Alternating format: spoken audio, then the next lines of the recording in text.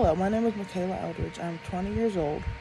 I am a student at GCU University, and I am also a ENL substitute teacher at Ralph Waldo Emerson Elementary School 58. And my purpose of this video is to give a better understanding of dispositions as a future educator. These dispositions are to help us understand what we can help our students with in the future. So I'll start by asking the question and then answering the question.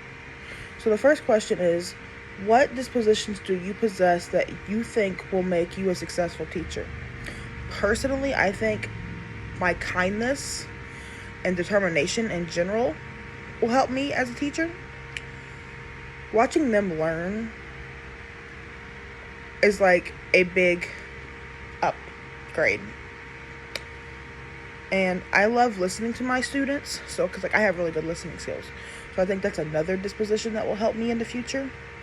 And even today, as a substitute teacher, it helps me a lot. I have students come to me about a lot of different things that are going on at home, things they need help with in school.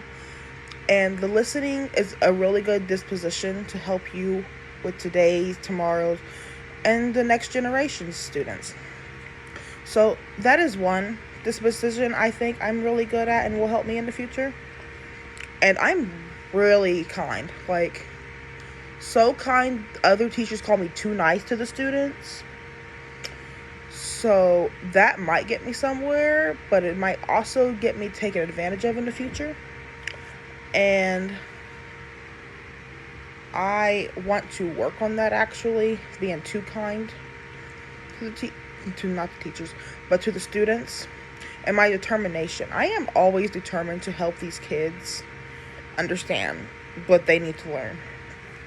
Whether it be simple math, their English, their words. Because as an ENL teacher or substitute, I have to help the kids don't speak English fully.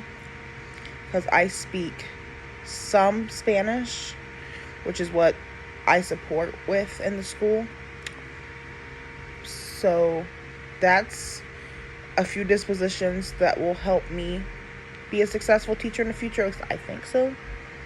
Second, the question is, what dispositions do you need to work on before you enter the classroom as a first-year teacher?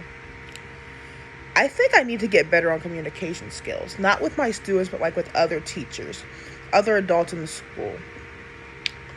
I am the kind of student that will not ask for help.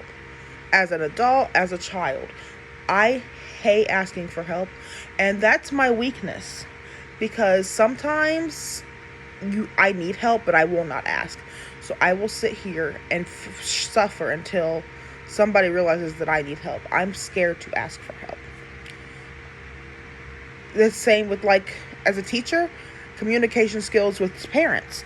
I would be really weak at, because I am horrible at communication with other adults. If it's online, okay. But when I have to talk to them in person and ask for help or ask them a question, I freak. So that's one thing I need to get better at. Excuse me. And I also need to learn how to accept the help. It's because a lot of times I'll act like I'm okay, but in reality, I am not at all. I always tend to push others away.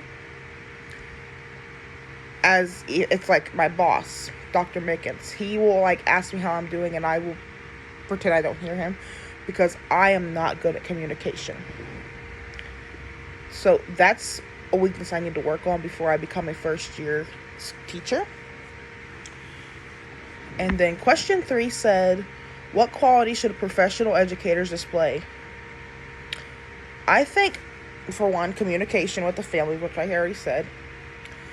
And a big one for me is adapting to students' learning styles. Me, as growing up, I was not a reading learning style. I had to hands-on watch videos. So as a teacher, you have to be able to adapt to different sorts of learning styles these students have. Like, you might have 10% of the class are reading students.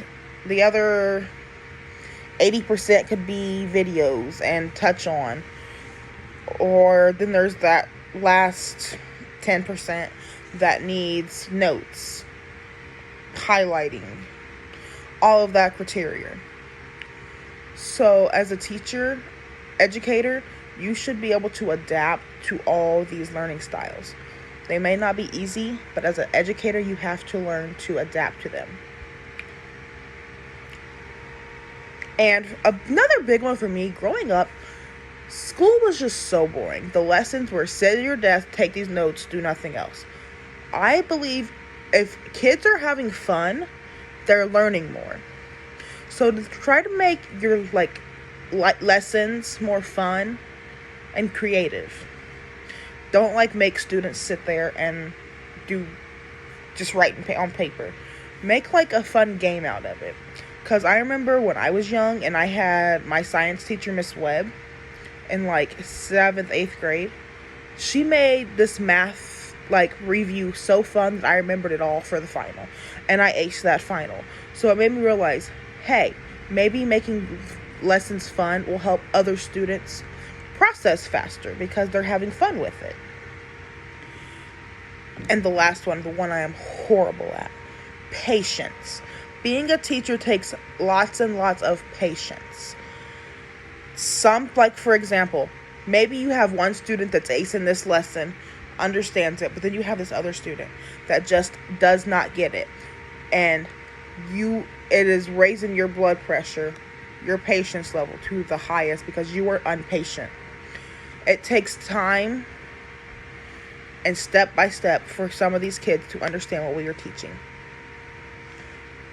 So, patience with other students, co-educators, parents,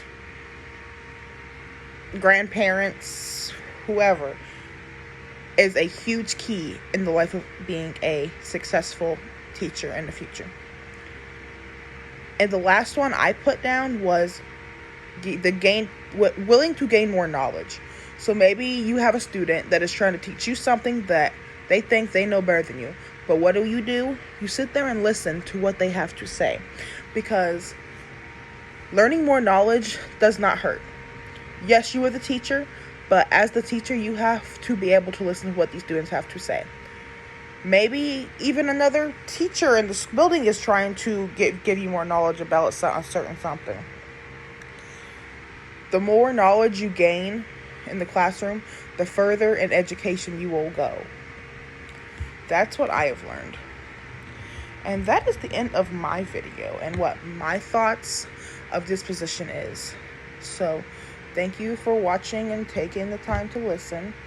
I'm sorry that I'm also in my bedroom doing this, but that is what I have to say about disposition as a teacher.